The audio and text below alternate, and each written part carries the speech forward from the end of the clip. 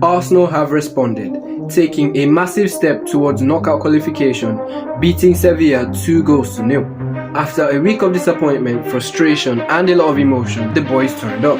From Leandro Trossard's reminder to the controlling and dominant performance, let's dissect and digest and look at 5 things we learned from Arsenal 2, Sevilla 0. Yo guys, it is your boy T19 back with another video, and of course it was a beautiful game after a not so good week. We are back with the content, hopefully regular uploads now as I have gotten a manager. But of course, if you are excited, drop a like on the video, subscribe to the channel if you are new, as we are literally, I think, around 2 subscribers away from 500 subscribers. If you would also like to follow your boy on social media, the links will be down in the description below, so be sure to check that out. Now, let's get into the video. Number 1, Leandro Trossard's reminder. Right now, of course, Arsenal absolutely riddled with injuries. No Gabriel Jesus, he's expected to return around the international break. No Eddie Nketiah. It was time for Leandro Trossard to step up and lead the line for Arsenal. And let's just say he didn't disappoint. A 7.6 SOFA score rating, 81 minutes played, 1 goal scored, 33 touches, 19 out of 23 passes and 83% accuracy. Leandro Trossard is a very different profile of striker. He offers something very different compared to Eddie Nketiah. He offers movements and rotation, support runs for the wingers. And that is why today it looked like Saka and Martinelli were back to their best. It was because they had space to attack. They had someone to combine with. And that space that they were attacking, like I explained in other videos, the only reason they can attack space is because someone is vacating those spaces and moving defenders away. And I think Trossard and Havertz today did a very good job of pulling defenders away and giving Saka and Martinelli space to do their thing. That is no disrespect to Eddie Nketiah. I do think he's a quality player, but he's more of a poacher. He prefers to be closer to the goal. He prefers to get in behind, and that leaves the Arsenal attack with less options going forward, and sometimes leaves Saka and Martinelli isolated out wide against the fullback, especially when they're being doubled up on. And Trossard is very, very different because he offers rotation options, he offers support runs, he drops deep and knows how to link up and bring both Saka and Martinelli into play. And alongside Havertz, they were pulling defenders out of positions. They were giving Saka and Martinelli space to go out and be creative and more effective. Trossard's versatility and his elite weak foot allowed Arsenal's attack to be more fluid. It allowed it to look more free-flowing, and you can see that from his heat map. Whether it was him coming down to the left wing and Martinelli going through the middle, or him dropping to the 8 role and Havertz moving up front, it was an Arsenal attack full of rotations. It looked very fluid and comfortable, very much like what we saw last season. As we go deeper into the season, potentially competing on 2 or 3 fronts, players like Trossard, who can affect the game, can come in and cover for players that are injured, can play in different positions. He would be an asset, and you can't argue that for just £24 million. He's an absolute bargain. Number 2, Arteta's winger issue. In the last few games, especially against Newcastle, Saka and Martinelli were very robotic, playing backward passes. They weren't running at their fullback, they weren't taking on their man. Now, whether that was tactical or they just weren't having space, whatever the problem was, it was fixed today because they turned it on. Starting off with Gabriel Martinelli, a 7.7 SOFA score rating, 81 minutes played, 1 assist, no shots, 9 out of 17 dribbles completed, 70 touches, 23 out of 27 accurate passes and 85% accuracy, 2 key passes, 2 big chances created. Every time he was 1v1 with the fullback, it was a no contest. Martinelli was having his way with him, especially in the first half, constantly beating him, getting to the byline, putting in a cross. Martinelli offers something that we don't really see in our attack, and that is the ability to raise the tempo of a game. Cast your mind back to the game at the Emirates against Man City. He comes on at halftime and immediately he starts running at Walker, being very direct and trying to make things happen. The assist for Saka's goal epitomizes just what I'm trying to say.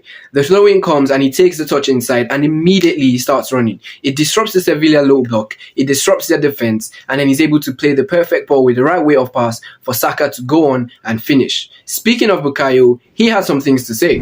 Named the official Champions League player of the match and becoming the first Arsenal player to score an assist in consecutive home games in the Champions League since Cesc Fabregas in 2007-08. The goal itself shows a player that is very, very composed. He beats the offside trap and Martinelli puts him through on goal. He's bearing through on goal, and this is the moment where you can judge if a player is just good or the player is elite. Many players bearing through on goal like that, the keeper sort of not deciding whether he wants to come off his line.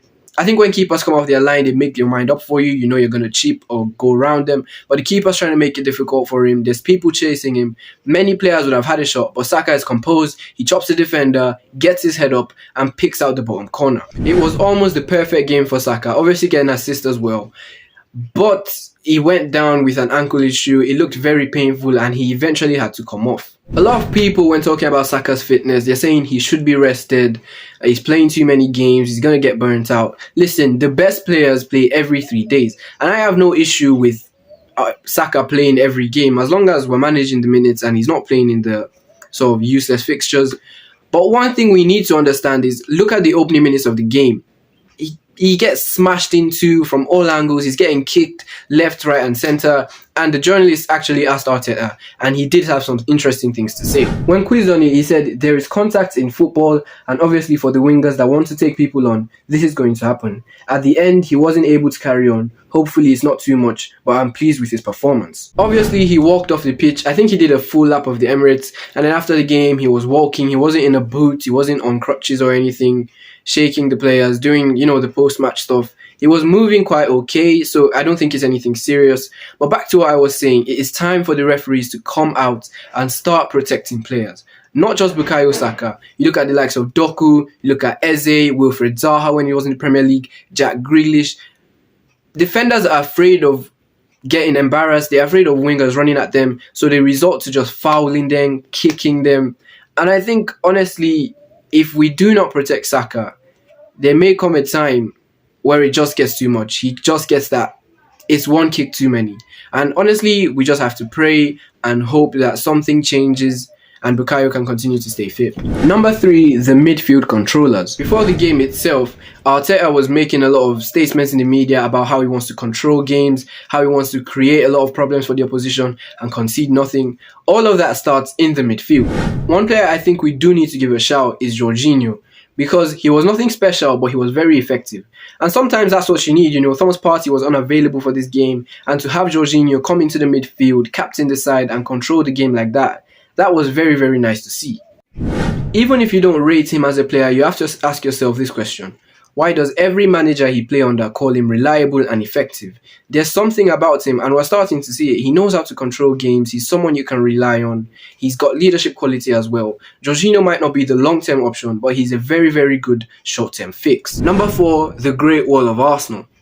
We need to give the Arsenal defense serious credit. When you limit any team in the world to just one shot in the 96 minutes with a 0.04 XG, you have to take pride in your work. William Saliba is just a different level. There was a moment where he was quote-unquote tested, where I think it was Enyasiri who was bearing through on goal, and Saliba matches him stride for stride, casually just runs alongside him, times the tackle to perfection, and wins the ball back. How many times this season have we seen this kid make last man tackles, time to perfection? I don't think that there's been a situation where I've seen someone run at Saliba or run alongside Saliba and I've been scared. He's just unfazed. He always looks like he's in control of the situation. He makes dangerous situations look like it's just building up. He has this ability to sort of scare strikers. Look at what he did to Erling Haaland at 22 years of age. I want to know this.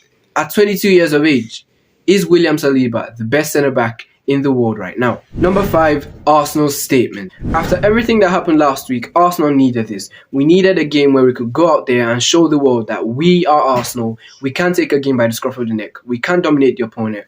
We can make the opposition suffer. Arsenal still remain unbeaten at home in all competitions this season, winning 6 and drawing 2, scoring 21 and conceding just 6, keeping 4 clean sheets along the way. Arsenal are turning the Emirates into a fortress, with many players calling it one of the hardest places to go. Where does this leave Arsenal in terms of the group? We currently sit top of the group with 9 points, 4 points clear of PSV, meaning we need just 1 point from the next 2 games to qualify for the knockout stages.